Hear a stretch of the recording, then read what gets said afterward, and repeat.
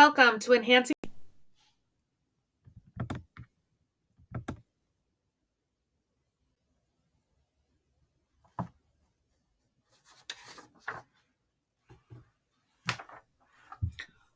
Welcome to Enhancing Communication Collaboration in your online class.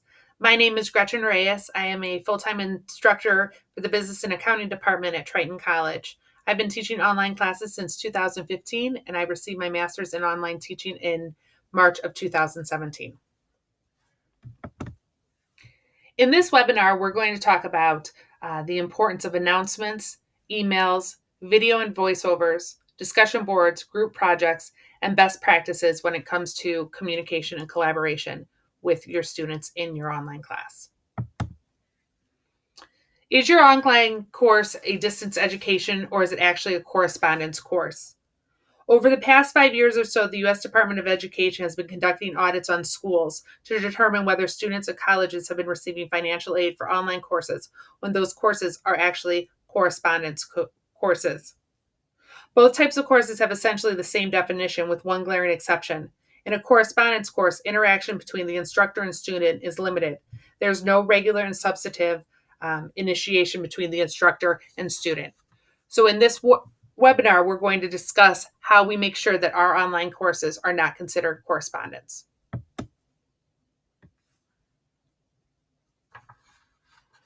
Announcements. Before I demonstrate how to create an announcement, it's important to note that when communicating with students, announcements should be created weekly. When you create an announcement, you should have a checklist each week of what you want to communicate to the class. When I send out my weekly announcements, I always include any pertinent information that Triton College wants students to know. I let them know if there's a change to my schedule, such as I won't be available on a specific date. And finally, I always lay out for the students exactly what their expectations are for the week. The biggest complaint I hear from online students is when the instructor is not clear with their expectations of the students, and/or the instructor is so disorganized they threw an extra assignment into the week at the last minute and did not consider the student's time for that assignment. We as instructors need to remember that students that are taking online classes are doing so because they cannot make it to campus due to jobs, family commitments, physical limitations, etc.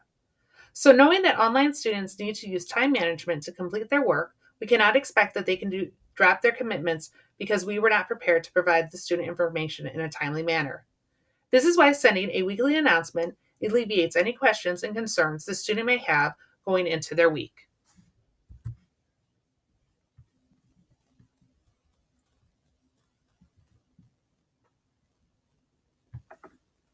Hi, we are going to have a video to show you about announcements.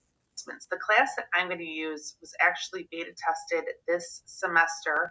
I actually built this class. It's called Intro to Customer Service. So we're going to use this class as our, for me to show you best practices, I guess. What we're going to talk about in this video is about announcements. One of the things I do with announcements is I always keep it at the top.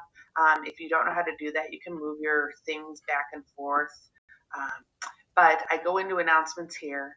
And the reason I do that is because on the student page, announcements will always be first too for your students to look at. So when I click an announcement, like I said before, this is the primary use of communication. So I'm going to go down all the way down to my first announcement that I made for this semester in January.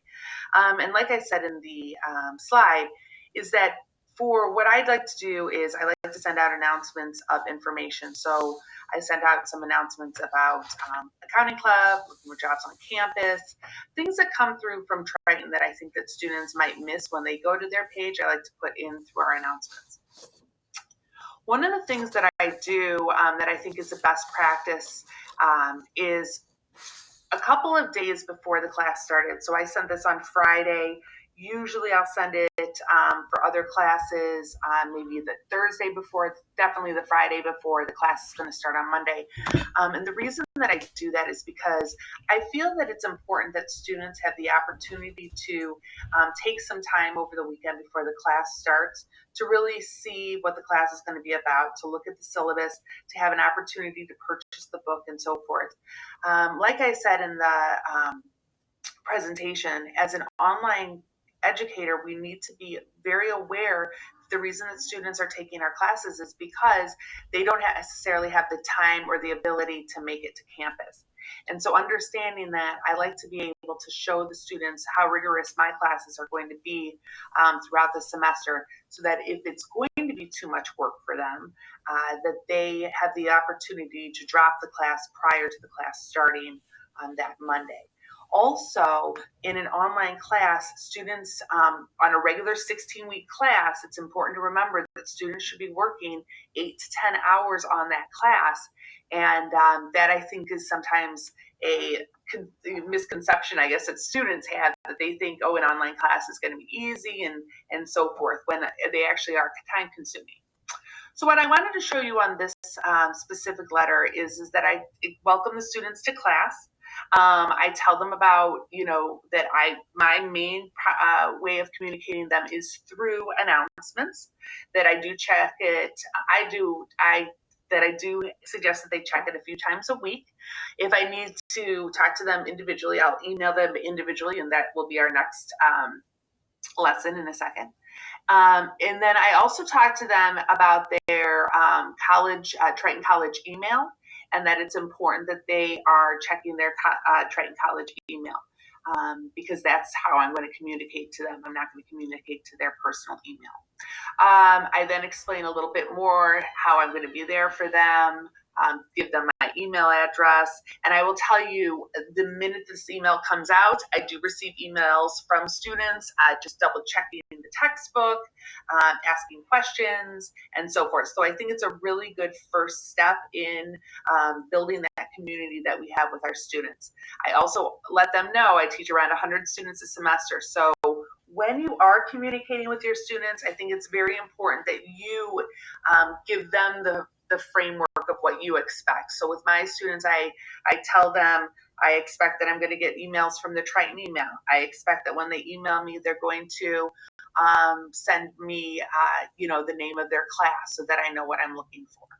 So that's what I do. And then the day that class starts, I go in, and it's always on a Monday, and I welcome them again to class. I give them specific instructions on our class. So for my classes, they are built out through units.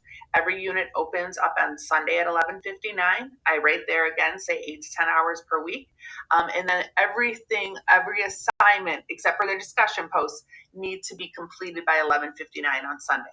And I continuously say that to the students in the first couple of weeks, so that they understand that, yes, you have the whole week to do the assignments, but once Sunday comes, if you haven't completed what's due, you don't get a grade for it. So then I also put into the discussion what their weekly homework is for that week. So you'll see as I scroll up, every Monday I make this post. And again, I put anything that's relevant for Triton, anything that's relevant for the class for that week. And I also take their weekly, I put in their weekly information, what their assignments are for the week, and so forth. It's a great way. I know that there was somewhere up here, there was something that was wrong with our Connect assignment, I believe. And so, I was able to quickly tell the students, here it is. I had a corrected date for the Connect assignment, so I was able to immediately get that information out to the students. Talked about midterms. I go through and I upgrade the grade book. I tell the students, hey, your grade book's updated. When you have, you're teaching online classes and you have several classes going at a time, it's important that the students understand where they're standing and so forth. Here I write, a few of you have kind of fallen off the map. When we get to emails, I talk a little bit more about how we deal with struggling students through communication. But this is also another way that, hey, look at your grade book. Where are you standing right now? It's midterm, and so forth. And then I go through and I end the semester. So I ended the semester this year on the 13th of May, telling them what a great job they did. Look at your grade book. I want to very clearly make sure they look at their grades to make sure that no mistakes were made, so that I can upload them. And then one other thing that I always do, which is just a good practice, is for every single class that I teach this, like the current semester and the past semester, I send them through Blackboard an announcement that shows them what classes I'll be teaching. so that they know if they liked my class, if they like the way I teach and so forth, that they know which classes to register for, and help sort of build your classes too.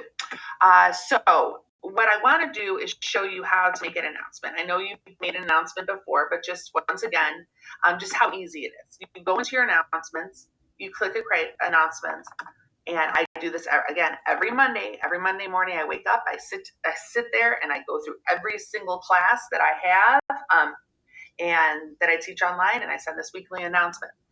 And in the announcement, I usually say, "Hi, class. Hope you had a great weekend.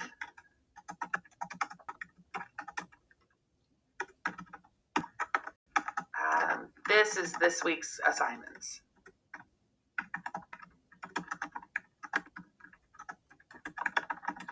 Now, the thing is that the reason I wanted to show you this was how I communicate to my students. Another way, which I believe is a best practice, is when I go to my course materials. I should have done this first. I can pick any unit that I want to go to. So I go to, let's say, nonverbal communication. And the first thing that my students will always see is their nonverbal communication isn't just about crossing your arms or rolling your eyes. I do this smiling big for a couple of reasons. Number one, nonverbal I don't want my students to come back and say they didn't know what they were supposed to do because it's right there in their unit. Number two, sometimes the students don't want to find their syllabus or couldn't print their syllabus or whatever. Again, it's right there. One of the things that surprises me about number three, it makes my life a lot easier because all I do is I come in here. Let me give you an example. I have a friend who owns a tattoo down in the city. I go back to my one night we got to talk. I should have done it this way to begin with. I create my announcement, weekly information, hi class. Hope you had a great weekend. Whatever else I want to tell them about Triton, anything about the class specifically that week, any type of communication I want to get out to them, I put that, I hit Control V, there it is. Here are the assignments above, are this week's assignments. Please let me know if you have any questions.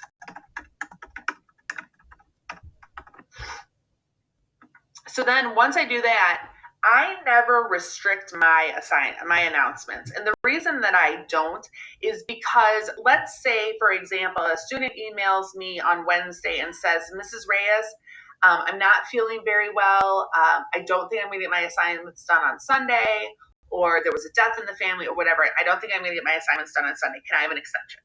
Well, in my assignments, I do textbooks assignments, but I also do other assignments that you'll learn about how to engage students in other ways. So I'll use YouTube videos and things like that. Well, I don't want to keep my units open. So this allows the student to go back to the announcements, see what was due. She or he can access the YouTube video, still do the homework, email it to me, and get the assignment in. So again, it makes my life easier in the sense that I'm not having to reopen units for other students to then come in and maybe, do homework that they missed. But it allows students who have contacted me and want an extension to be able to do that. So once I do that, again, I don't restrict the dates. I hit send a copy, and then I hit submit. And once I hit submit, what happens is that I will immediately get an email into my email box, and I'll open it. And you can see that my email was just sent to them. And there's my YouTube video I was talking about. So that the students get it in an email, they can do it through their unit, and they can see it through announcements. I've never had a student tell me they didn't know what their homework assignment was for the week because they get it 3 different ways on Monday.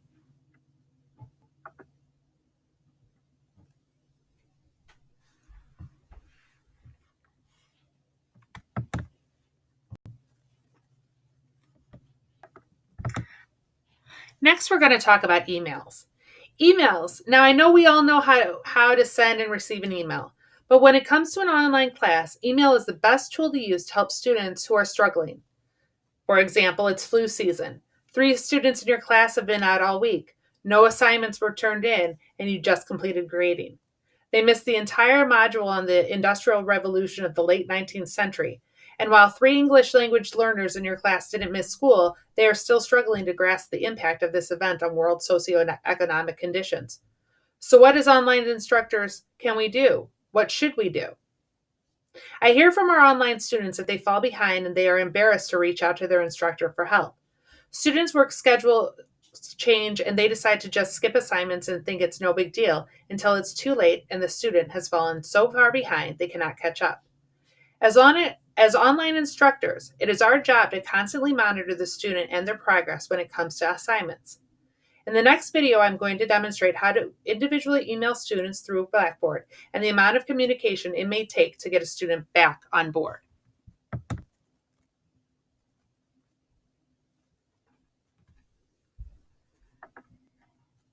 When we're talking email, I'm going to start this video off in the student preview mode. One of the important things that I think about with students and creating a community is the fact that students like to email each other. And so I've seen in other people's shells that they don't allow the students to have this email visible. I, however, do.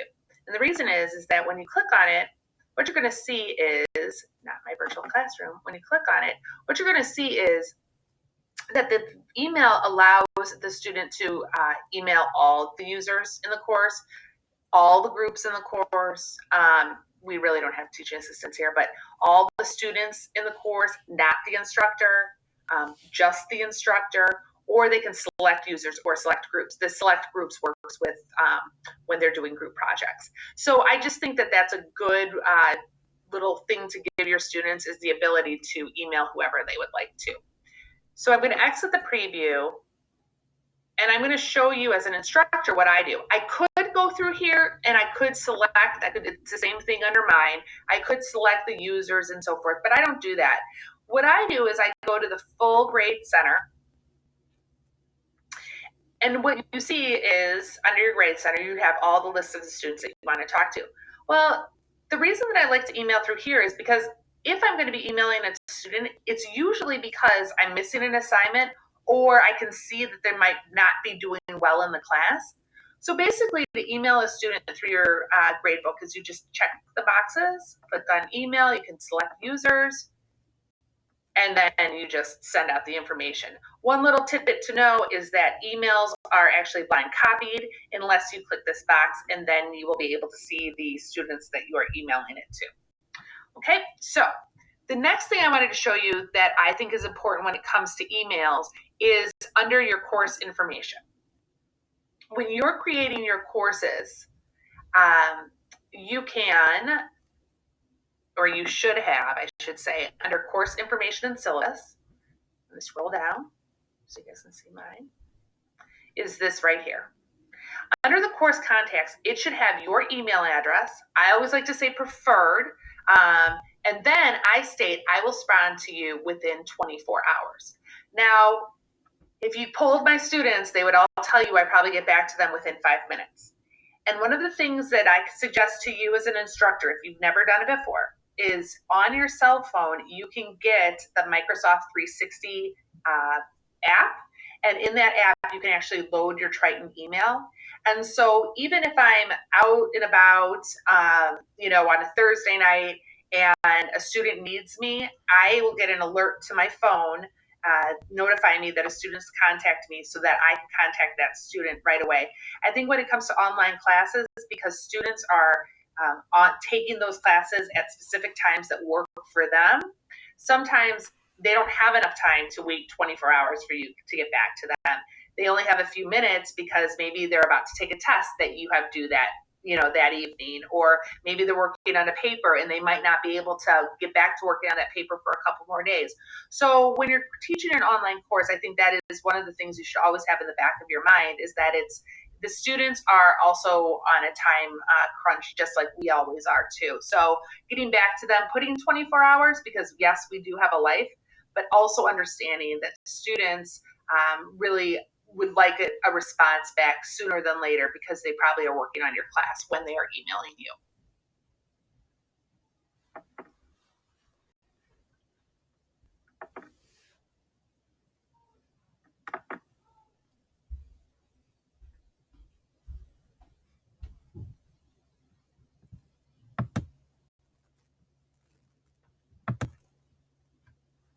Other ways to communicate. When I started building online classes, I would ask students what they would like to see in a class. The one answer I always got most was, I'd like to see the teacher. Well, I thought, great, I'll put my photo next to my instructor information and they'll see me. Easy, right? Wrong. That is not what they meant. They wanted to have some sense of who their teacher was. I realized that when I had my first online student take a face-to-face class with me. After the first day of class, he came up to me and said, Mrs. Reyes, if I had known how approachable you are, I would have reached out to you more in my online class. I then asked him if I had had a video, would that have made him know me better? His response was absolutely. So that next semester, I began making welcome videos. What I realized about a welcome video is that your personality shines through. But you can also relay a lot of information to your students about the online class and what your expectations are. The next semester, I took it a step further. I thought maybe students would like there to be a little more presence in the class lessons. I'm not going to stand and do a lecture, although look out, I'm thinking of adding some in the future, but I thought maybe a little more from me than giving them just assignments. So in the next video, I'm going to show you best practice tips on being more engaging and communicating with your students in an online class so that they feel more of your presence.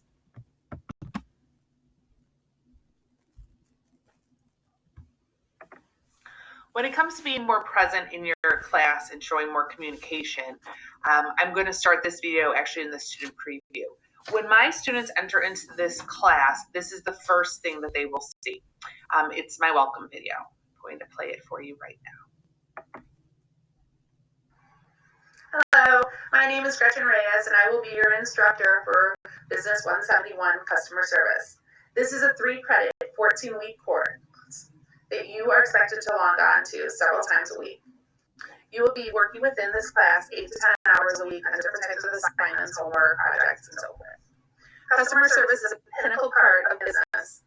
This semester, you will learn why customer service is so important. What is verbal and nonverbal communication? How we as customer service agents should really listen to our customers. Why understanding personalities and diversity is so important to understand. And finally, how do we retain and create loyal customers through positive customer service? I look forward to working with each and every one of you this semester. What you can expect from me is to respond to you within 24 hours of any email sent. I will also have all your graded homework done and completed within a week of the assignment being due. I also love when students stop by my office, so please review your syllabus for my office hours and come by anytime. So let's get started. Please go to course information in the syllabus below and review all of the information very carefully. After you have completed the syllabus review test, you will then be able to enter the course information materials and begin Unit 1. If you have any questions, please reach out to me. If this is your first time ever using Blackboard, please go into the Blackboard Help tab where you can take Blackboard tutorials to help you along. I look forward to speaking with you all soon and have a great semester. Take care. So that's my welcome video. So now I direct them to come down to course information and syllabus. And you'll see they get to meet me again. So when they come in here, they'll click through, they'll see my information.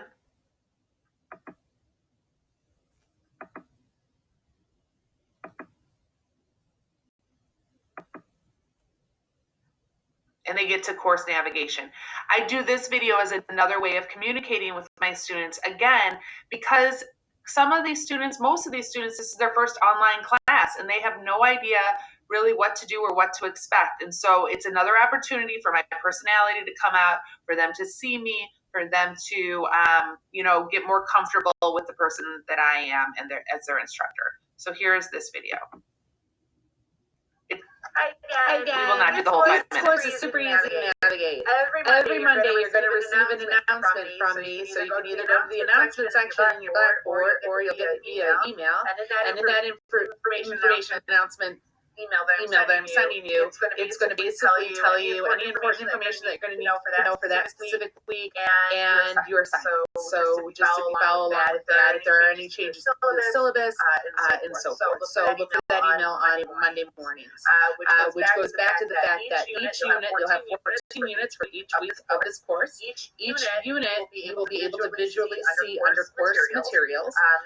You'll see each unit that's due that week under there. You won't see any other units. So for example, if you're at Unit 5, you're only going to see Unit 5. Each unit opens on Mondays at midnight, and the unit then closes on Sundays at 11:59. Let me be very clear. I do not accept any late assignments in my online classes. None. Unless they are previously approved. Now, I do understand that life gets in the way. Some situations happen, but I expect that your homework is going to be completed before 11:59 on Sundays. And that's the reason that I don't accept late assignments, is because this course, online courses, are all about time management and focusing on that. So if you're going to be out of town, or if something happened, and you're going to miss an assignment, or you need an extension, that needs to be approved prior to this Sunday at 11:59. So follow each unit. Once you get into the unit, you'll just follow along each of the courses, what it's expecting from you. The first thing that you're going to have is a reading assignment. You'll read that. Then you'll be able to do into just different types of lessons that are going to reinforce. So that again is navigation, and it goes on for 5 minutes and 17 seconds. But I really do a very detailed job with my students, explaining to them exactly what is their expectations of the semester, what they should, and in the end, I talk about what they should expect from me, a little bit like in my welcome statement about when they should be getting their grades, and so forth. So I believe by adding those two videos into my course, the students then got to see who I was. They wouldn't be surprised if they saw me in the hall, because a lot of our online students do take face-to-face classes as well. So there were many times that students were like, "Hey, Mrs. Reyes, I'm so-and-so, I'm in your online class." And they would come up because they saw me, they knew who I was. So that's always a great feeling too. So after I started doing that, I'm going to go to actually a different class to show you what I started doing when it came to PowerPoints, to be more in the classroom. So I built this class in the fall of 2018, and it was beta in the spring of 2019. And when I go into this class was a little different because I don't have any course textbook material to help me for assignments. So all the assignments had to be made up in my mind. And so what I wanted to do to be more in tune with the students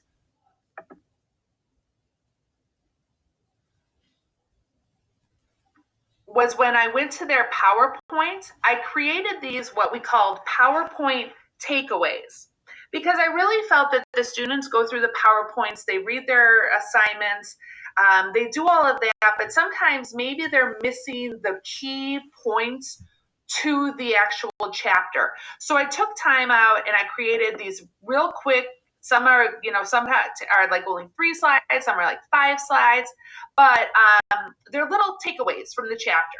So this subject is on human resource recruitment and selection. So I go through and I just make little tidbit notes for the students so that when they can do a couple of things with these. They can print them, they can save them onto their own file for when they take a test later and so forth. But again, it gives them another communication and another presence of me inside their course.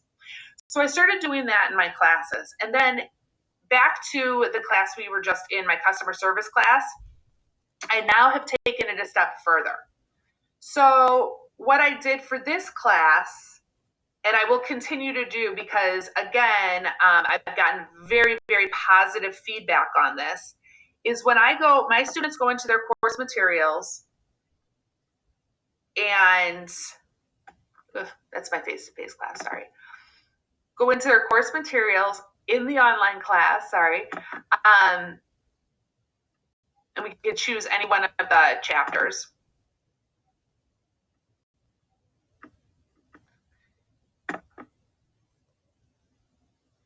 What they'll do is they'll come down to page 2, unit 3.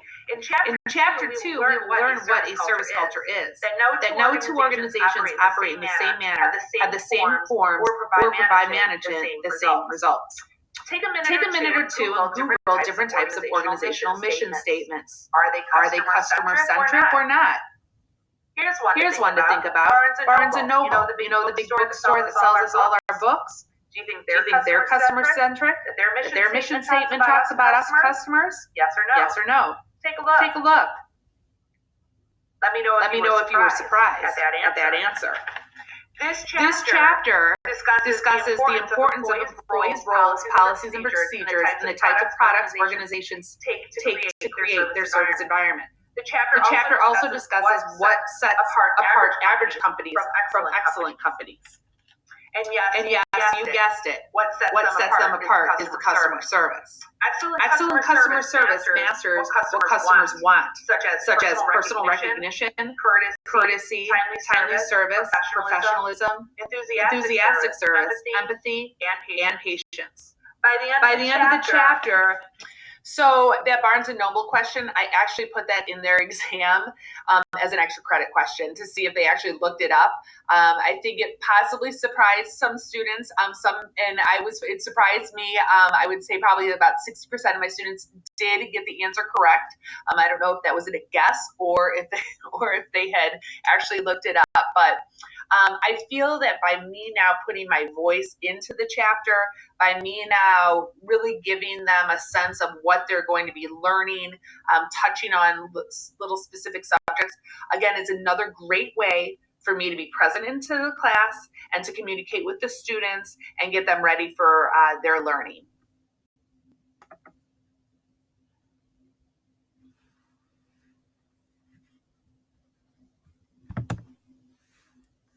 Now we're going to move on to collaboration. Basically what happens when we exchange ideas. We're going to discuss discussion boards, group projects, and the virtual classrooms. So let's talk discussion boards. I'm sure that you have heard about the discussion board. I bet you have even participated in one. Discussion boards are the easiest way for your students to begin to collaborate with each other. They can communicate with each other as a group. They can discuss topics which are relevant to that week's lessons, and students can learn from each other. Discussion posts also allow us as instructors to get a sense of what the students are learning and where we may need to assist in the process. In the next video, we're going to discuss the creation of discussion posts, types, and the importance of how they are utilized. After the presentation, you will have an opportunity to read an article that I believe gives insight into discussions. I'm also providing you a link to online course communications and the ABCs of threaded discussions that I include in all of my syllabi at the end of this presentation.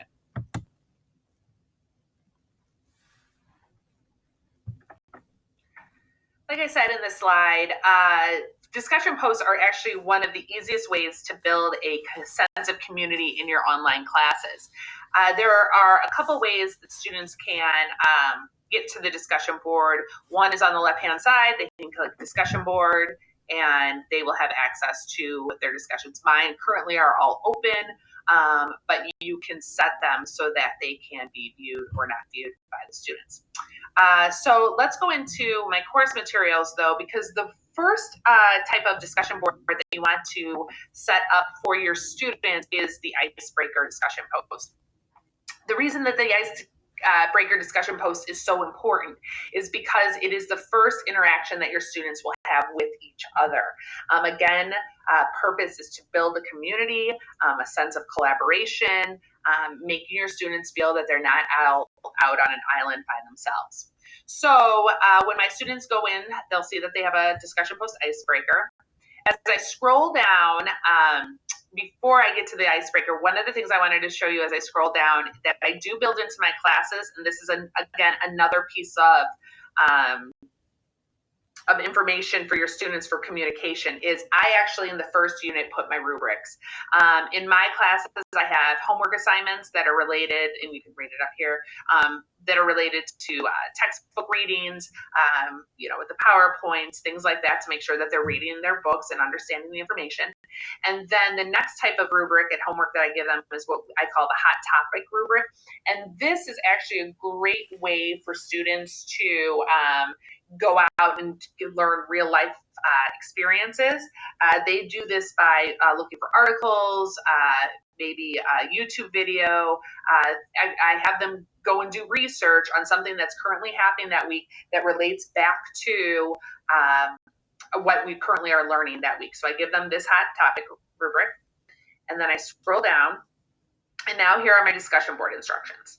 Now, if you don't know this, in every course shell, you are given a little thing that looks like this in each of the units, giving directions. I add a little bit more, and I suggest that you do too. And what I add to mine is it's the specifics that my students need to adhere to. So to receive full points, please create an initial post by Tuesday and reply to at least 2 colleagues between Tuesday and Friday. Also remember to respond to those who reply to you by Sunday. I'll be interacting in some of the discussions as well. Review the attached rubric for grading within the assignment. You can continue to follow this week's discussions here within the unit or through the discussion board link in the menu at the left. Discussions will remain open until the next unit begins, at which point they will become read-only. Note, I'll be an active participant in your discussions. I may not always comment unless I deem fit, but I will be continually reviewing the weekly discussions. Also, please review the rubrics within the assignment. They are also located under rubrics folder under course information. So I give them lots of places to find their rubrics, but I also give them and communicate to them through exactly what their expectations are of them and what they should expect from me. So then I give them in the unit 1 again how to do the discussion board if they're new to it, and then the rubric for their specific discussion. So let's look at our discussion. So when the student enters this discussion, it will be blank. They'll enter, create their thread. So let's look at how my discussions look. And I can show you mine first. Oops, not it. So what I did is my icebreaker discussion is maybe different than yours, but I'm going to tell you why I choose this one. When I was getting my master's in online teaching, this was one of the icebreakers, and I just thought it was brilliant because it really tells students, how or who you really are. So, you might ask, what's your job? Why are you in this class? How long have you been in training? That's great. But in an online environment, I'm never going to see these people, and they're really never going to see me. But if we were in a face-to-face class, a lot of this stuff we would learn about each other. So I let them, again, building community, learn about each other. And what's really funny is I don't have 185 Girl Scouts. I have 18. But now, this was in the fall, we're down to 15. So, but again, I use nouns and I explain who I am and so forth. And I had students respond to me and stuff. And so, again, it's really building that community. So let's look at students. So let's look at, actually, I want to look at Amanda's. So here's Amanda's. Hers is not as detailed as mine is, but you can see that, here's Angelica responds. Her friends are looking, to doing trivia. Then Angela says, oh my gosh, yes, here's a great place. Community starts, conversation starts. The fact that she starts talking about Oak Park is like, oh, well, maybe that's where she lives. And it starts to get you a sense of this is a person that I'm going to be interacting with for this semester. Aiden jumps on. He starts talking about music. They start having this conversation about music. So I think that this icebreaker really does create more of a sense of who we are going to be with for the whole entire semester. Again, building that sense of community, the sense of collaboration to start the class.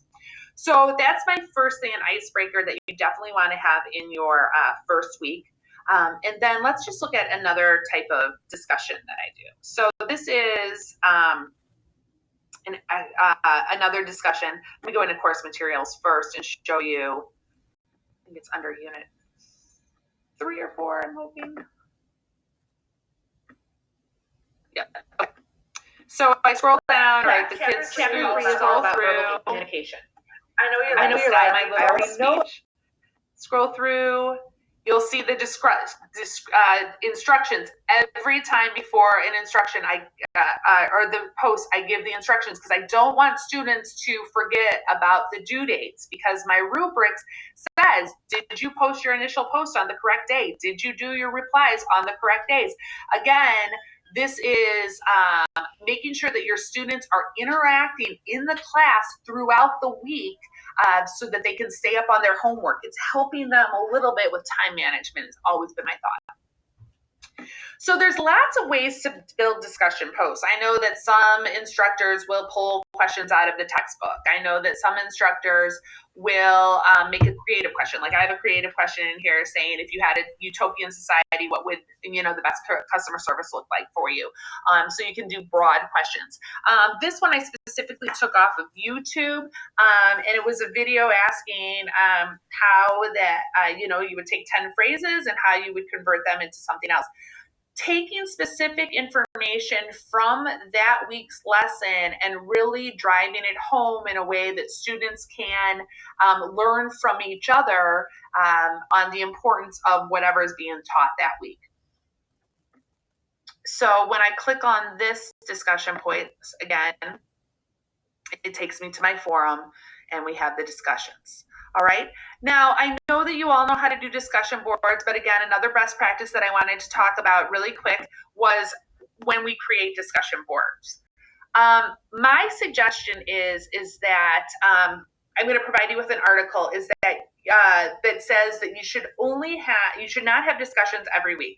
So what I like to do is have a discussion every 2 or 3 weeks, and not every week. So in this class, I have a total of 5 plus the introduction discussion. So 6 discussion posts that my students will do and collaborate on. Research says that students will be more collaborative and more engaged if they are not doing discussions at all times.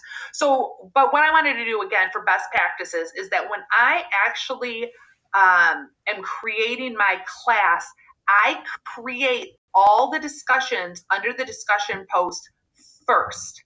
And the way to do that, it's very easy, is I go into the discussion board tab. I come into here. I hit create form.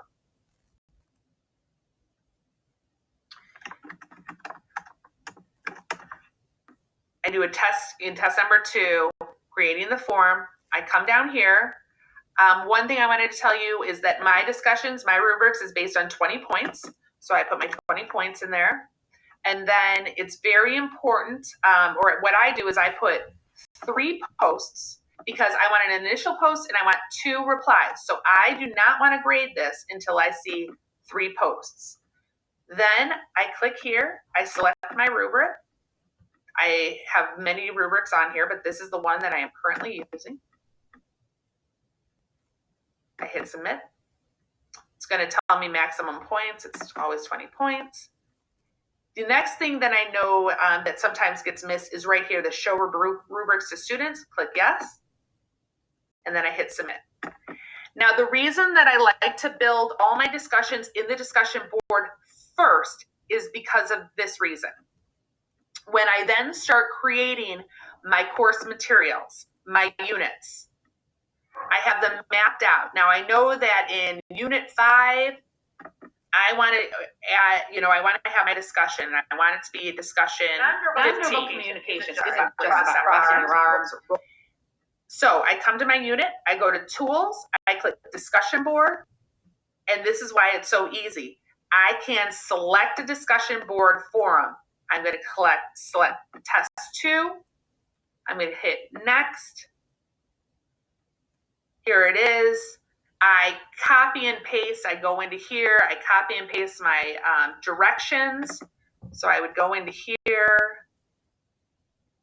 course materials. I know that I have the directions in Unit 4, so I can go to Unit 4. I scroll down. I'll stop that again. That's the only negative is every time you go in, you hear my voice. But do you know how important the effectiveness of? There we go. I come down to here. I copy this, copy it, create link, go in here, Control V. There's my directions for it, and I hit submit. So when I come down here, I have all my information. It isn't just about crossing your arms, rolling your eyes, smiling big, or giving a thumbs up. Nonverbal consists of all. I can come down here. Here's my directions again to them. They click here. They can come here. They click create thread, and they can do whatever the assignment is.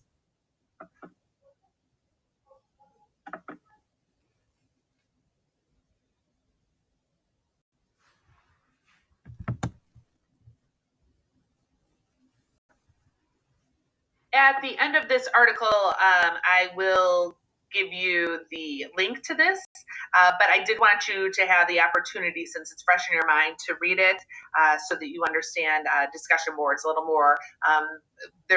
It's a great article on whether they're valuable, overused, or discussed.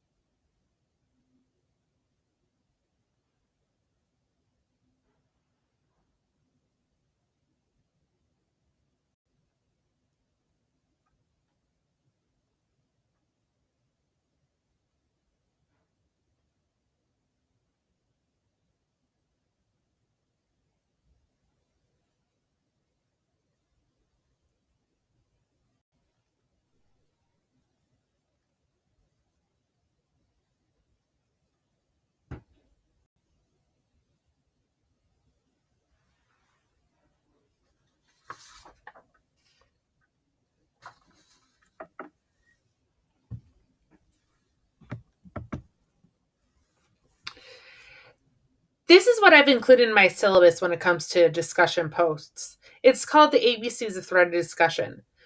Collaboration is an important learning module in adult education. You'll be expected to work with your classmates during weekly discussions or assignments. Information sharing is extremely valuable in any learning experience. Your fellow students are excellent resources to tap for stories, information, and different perspectives on your project work.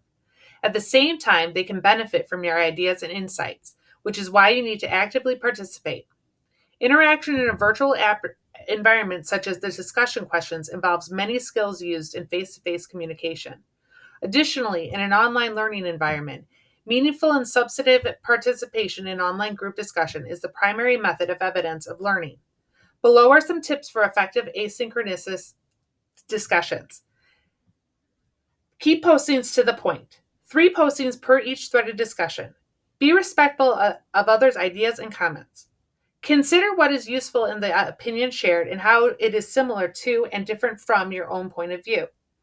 Post responses in a timely manner. Keep your professor informed about any events that could affect your progress. When posting a message to the discussion, stick to the topic. Don't indiscriminately post unrelated comments. Submissions to the threaded discussions are expected to be complete and formal in nature. However, I also expect that you will be succinct or, as some would say, terse or direct, as well as clear and knowledgeable. Summarizing or restating someone's point is not necessary for a threaded discussion.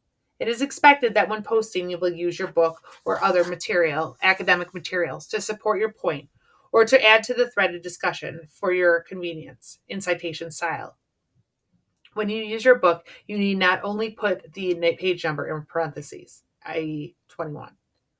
If you use other outside sources, you should use APA format for the citation. Now, APA is for what we use in the business and accounting department. You may use some format of writing. Choose words carefully and consider how the reader might interpret them. Sometimes text may seem more harsh or critical than the spoken word. Computer etiquette is a must. Next, we're going to move on to group projects and the virtual classroom. I just want to discuss group projects and how effective they are. I am sure you think, how can I do a group project in an online class? I've done it for years. In my summer classes, I have the students do a group paper, and in my fall classes, I have students do a group presentation. With many being forced to do e-learning in spring of 2020, students and instructors were able to utilize Blackboard Collaborate, virtual classrooms. So doing a group project should be easy for instructors, and because Blackboard Collaborate is similar to a video call, second nature to most students. Also, another best practice that can be implemented in your online classes is to allow students to meet anytime in the virtual classroom to use for study groups. The next video is going to show you how to set up a group project and virtual classroom.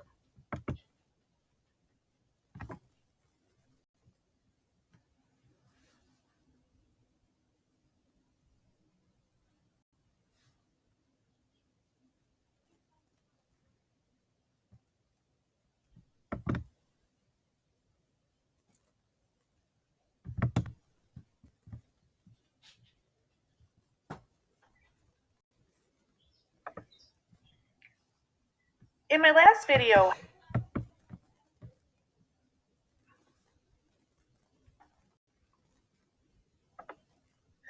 group projects. In one of my online classes, I have created a group project that I've done every semester. I think it's a really great way for students to be able to collaborate together. What I have noticed going into remote learning in spring of 2020 and talking to a lot of colleagues that had to go to remote workspaces from home, that being able to provide students the opportunity to work in a group in a virtual networking type environment will be very beneficial for them as they move into the job force. So I think it's a really good way to get our students comfortable doing group projects and working together when you have to work virtually. So let me just show you how I set it up for the students. I'm going to go into student view. over on the left-hand side, I have a tab called Group Project. Now, I want you to know I do not open up this tab until the week that the group project is to start.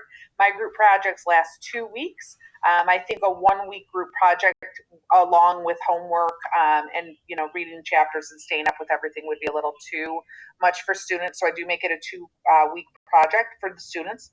But what you'll see, I'll click on it, is the first thing is the group project, and this is the project that they do. They do actually a paper for this project. But what you'll notice up here is that I give them within the 2 weeks certain days within that time period that they have to turn in different types of information to me. The reason that I do this is that if I just gave them the assignment and said, hey, turn it in 2 weeks, I think that students would wait till the last minute. No collaboration and communication would be happening. So I've purposely built it in that they are forced to collaborate with each other throughout the 2 weeks. So once they've done this, the rubrics is all right here. I also give them information that if I see that they are not communicating with the group, if I start to get emails from the students that they're not communicating after I've reached out to the student, that they'll just get a 0 for the project. I want to make that very clear that they can't just pop in at the last minute, give a little bit of contribution, that they have to be involved in this whole exercise. The other thing that I do when it comes to a group project is I assign a group leader. That person also gets extra credit points for being the group leader because they're the ones who are going to really have to drive the communication piece of the project. And the other reason that I obtain a group leader is because if I go down to paper, it says project leader only. When I first started doing this group project, probably about 6 years ago, what I realized is that every student in the group felt that they needed to submit the paper. So I was getting 25 papers, and if there were 4 groups, I only needed to grade only 4 of those papers of the 25 that were coming in.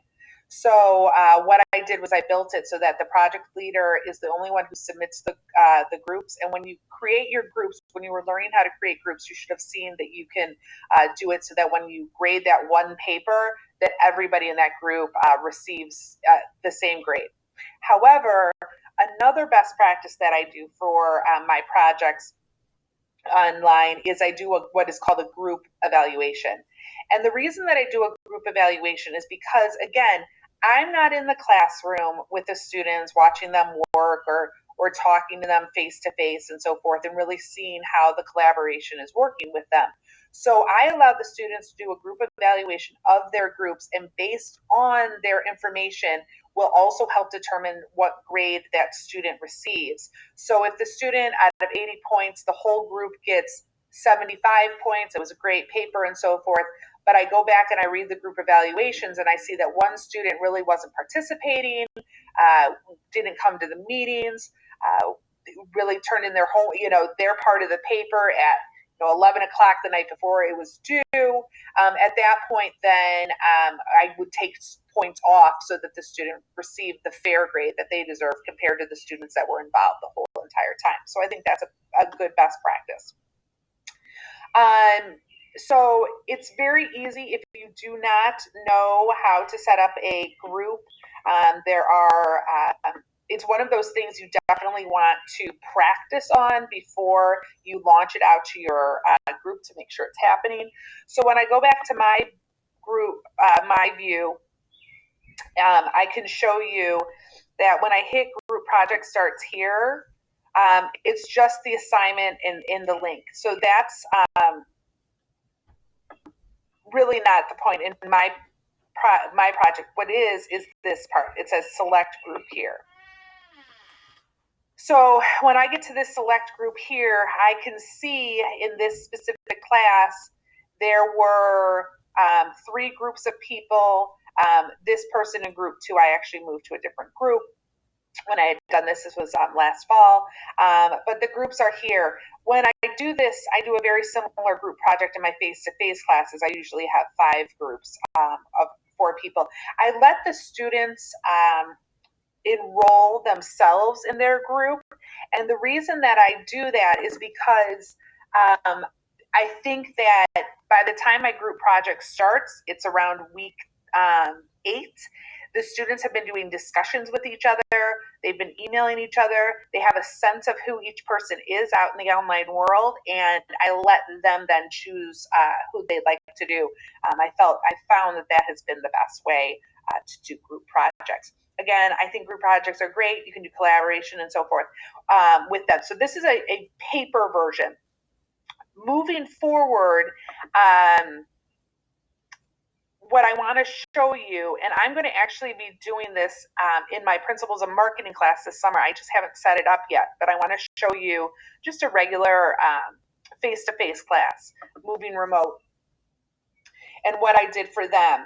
So when we moved remote in 2020, it happened to be right around the time that I do group projects.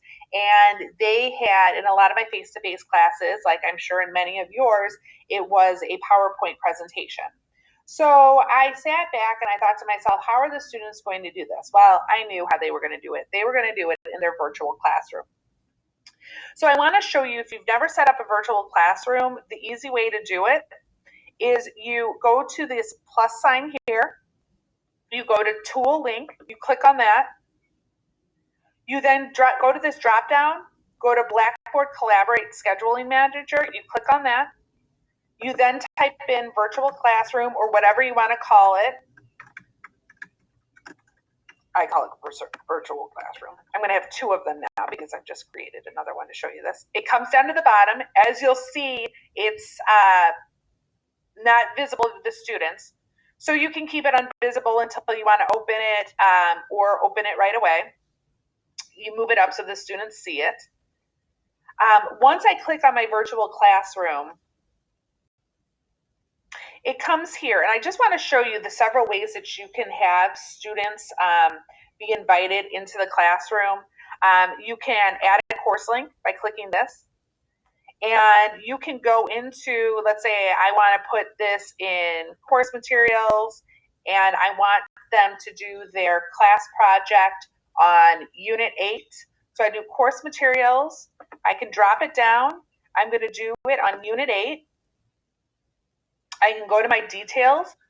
I can put in virtual classroom, for project.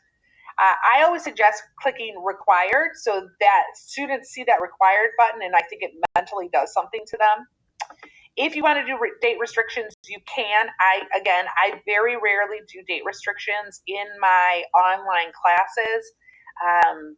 And again, off subject of group projects, just another best practice. The reason that I do not do date restrictions and due dates and do units and have them open and close on Monday and Sunday is because of this. When I do that online class the next semester and I copy that class over from fall to spring, if I have due dates and I have restricted dates in there, I now have to go back in and change all of those dates again, versus having units that open on a Monday night at midnight and close on Sunday at 11:59. Those are the only date restrictions I ever have to go in and change in my online classes. It saves you as the instructor a heck of a lot of time if you build your classes like that. So anyway, back to this. I choose that. I hit save. And now if I go back to my course materials, if I go to Unit 8,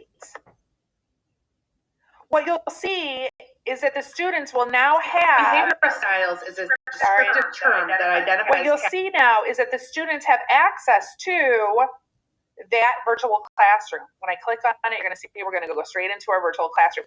It makes it easy for students to find. That's the whole goal, is making the class user-friendly for your students. Another thing that I do when I have my students go into a virtual classroom is I can go to invite guests. There's this link. I will copy the link and I will send out an announcement saying, hey, if you can't get into your Blackboard right now to go into our virtual classroom, here's a link and just click on this and it will take you straight into the classroom. Or let's say that I want to invite one specific student to have a meeting with me. I can do this here too. I can just enter their email address, send it to them. So wherever they are in the world, if they're not on a computer, they can always get on their phone through their email and meet me in that classroom. So again, this link is a really great way to do it as well. If I want to do a group project, one of the things that I have to do is, and I should have shown you what I did, sorry, let me go back really quick. So I'm going to do a group project. They are going to be presenting their presentation to me. I currently, as the person in that virtual classroom, I'm the only moderator. The instructor is the only moderator. So I have to give the student access to be able to be a moderator, to share their screen, to present their project. So I go in here. These I stay the same. I can click all users to join as moderators, or what I would do is I would choose my group leaders and add them as moderators. So I would just click this. It takes this to my student classes. I click the 4 or 3 student leaders of each of the projects. I click them so that when they come into the classroom to present, they're already set up as moderators. They already can share their screen. They can mute the other people. They have full control. So again, this is the way to do it if you're going to have your class do PowerPoint presentations.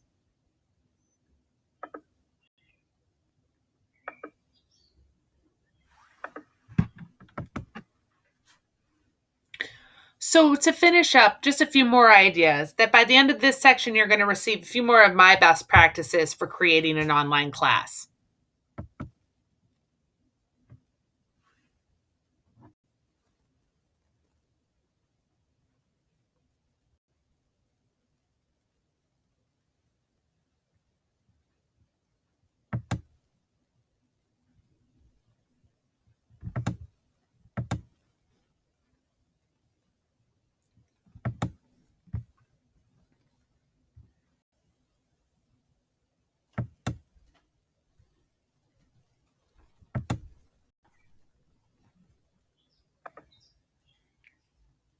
In my last video, I just want to talk a little bit about some best practices or items that I wish I had known a little better when I started designing my online classes and actually teaching them. The first thing I want to show you is about the properties. When we started talking about announcements, I explained to you that I allow my students to go into my classes a few days before the class actually starts so that they get a good feel about it and can ask questions and really hit the ground running the day that class starts and not fall behind. So when you get your Blackboard shell, it is already set up that the class will not open until the day classes start. So I change that. So when I do that is I go to I'm sorry, I should go back. I go to customization under my control panel. I hit properties and I come into this page. This is how you would make your course available early. I click yes, and then I can hit submit. I can also use this thing called use term availability. If I do that, though, again, that's going to start on the day the class starts, and that's going to end on the day the class ends. So I don't use that one. I could select dates. I could put a start date earlier. So for fall, I could maybe put, August 19th, I want it to open, and I'm going to close it the last day of finals. It's very important that you remember to also close your classes. So as of today, my classes are closed because finals were over on Thursday, and I don't want my students to have the ability to go back into my classes and maybe print things or get information that they might have to pass on to other students. That is one of those things that I think that online instructors need to remember, is to always shut your class down so that students can't get back into it in future uses. So that is how you start the course or close the course. Another thing that I want to show you is back to the communication is our course expectations. When you hit on this course information tab, I showed you the welcome video. You should have a welcome video. You should explain, and I'm going to go slow so that you can read this stuff. I explain information to them. The communication piece is very important, and it goes under this course information syllabus. This online course approach is actually should be already built into your class. The only thing that needs to be changed if you're doing a summer course is from changes from maybe it's an 8-week unit versus a 14-week unit. Summer is usually 10 to 20 hours, not 9 to 10. So those are just a couple little things that you need to change. But this is already built into your course, and it gives expectations of what's needed. When I hit course information and syllabus, this is really the communication piece for your students to understand exactly what the course is going to entail. You have your course description. This can be literally copied and pasted from the online course outline that you can receive, that you can get under course outlines, under curriculum in your portal. Your syllabus should be at the top, an online syllabus. I don't do it in this class, but I do it in some of my other classes. I actually will do a weekly syllabus for the students as well, so they don't have to print out my whole entire syllabus. They can just do a weekly print if they would like. Then the course contact information. Again, this is imperative that you send this information to the students. And you can see this was for spring semester. It tells you, and I explained this when we were talking back in a different video, but it tells them again when I will respond to them. It tells them when my office hours are so that they can see me. If you're an adjunct professor and you choose to do an office hour, every Tuesday at 12, that's what should be here. I know that some adjuncts, your office hours fluctuate on when you are going to use that hour for that week. That's fine. Use your announcement. Say, hey, I'm going to be on campus on Monday, from 2 to 3. I'd love if you'd stop by, the adjunct office in my department and send that communication out so that the student wants to see you face to face. Because I'll tell you, I have a lot of online students who don't want to talk via email. They want to sit right next to me and have me go through different things with them in the online class. Again, here is your overall learning goals. The textbook that you're going to use for that semester. This course logistics is another way that we communicate what we're going to be providing the student. A 14 weeks course, 100% online. Here's my communication policy. I will do virtual office hours twice weekly. I have private office hours upon a request, or they can go up there. And an instructor will respond within 24 hours. This needs to be in your class so that students know what their expectations are. This hardware and software, again, built into your class. You don't have to really change or do anything with that. Course navigation, I showed you part of my video. If you want to see my video, there's the YouTube link. Take a picture of that, type that in, and you can see the whole thing. Here's the weekly schedule of assignments. Now, like I said, sometimes I put it at the top so it's visually available for the students right when they come in here, but I also put it here. It's a roadmap. Again, remember, we're not, sometimes syllabuses change, and so again, and then I tell them what they're going to do all semester, so we'll just scroll through that. The next part that must be in your class for communication is your grading policy. I do not accept late assignments. I told them that in my video, and I again put it in writing. I then show the students there are videos, check assignment grades, how to submit some assignment. All of these are loaded into your course shell. Keep them there. Do not delete them so that students can access them and get them more used to taking your class. And then I give them tips to succeeding in class. Keeping up with the reading, keeping assignments done on time, start working on assignments right away, and so forth. I then give them their academic support resources. They can click on this link and go straight to academic resources, but I also print it out here because not everybody clicks. And then I do a syllabus review confirmation for the students, which is very important. One of the things also that is in here, and I'm trying to remember where it is it talks about the students' drop dates and when they need to drop the class for them to receive, here it is, attendance. This, according to the board policy, must be in your like in your online class so that students understand when they have to withdraw to receive their refunds back for class. So their registration and drop dates needs to be in here under attendance. So you can put that this little tidbit into your class.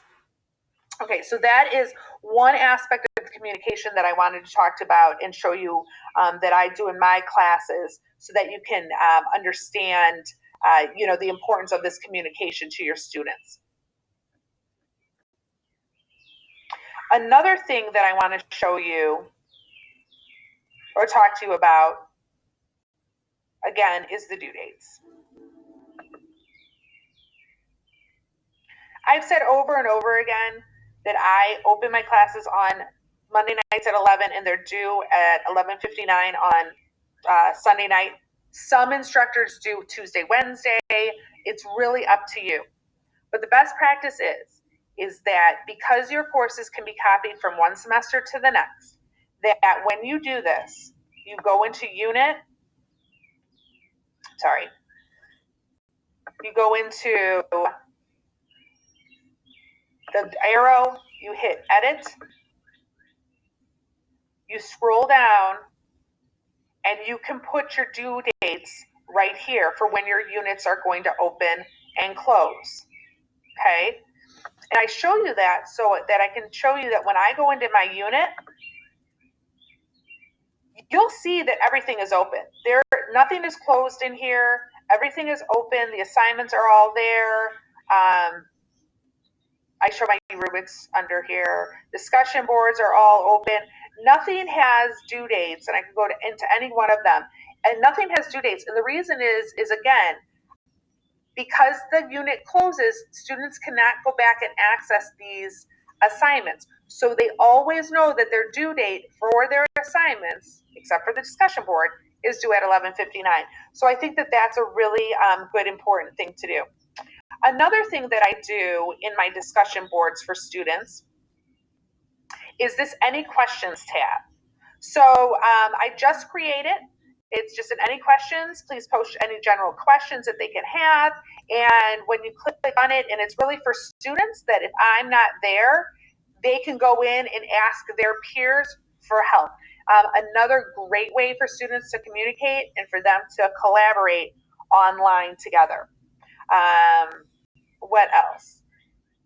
Over on your left-hand side bar, this Purdue Owl writing, I actually put that into my class to help students with their writing. Blackboard Help is there for students to go on to be able to get actual different types of tutorials for students. You can use them too. There's our online academic support. And these are really some of the best practices that I have in my classes for my communication with my students. I hope those helped you out. I hope you got a better sense of creating a great online class. Thank you.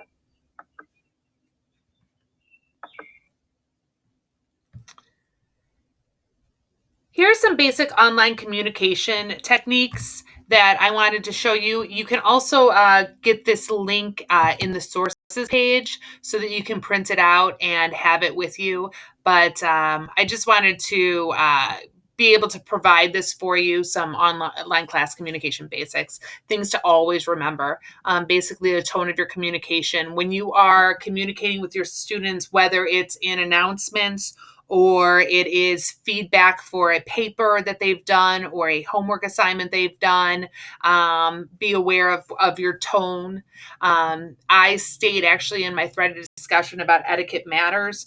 Some of the students don't necessarily know what etiquette is when they're coming into an online class for the first time. So maybe this is something you want to incorporate into your syllabus or into your course. Again, setting a communication policy. This then also discussed the four most important communication tools that you can use with your students. And it talks a little bit more about discussion boards. Again, this I thought was a great article for you to have access to. And again, it is in the sources part of the presentation.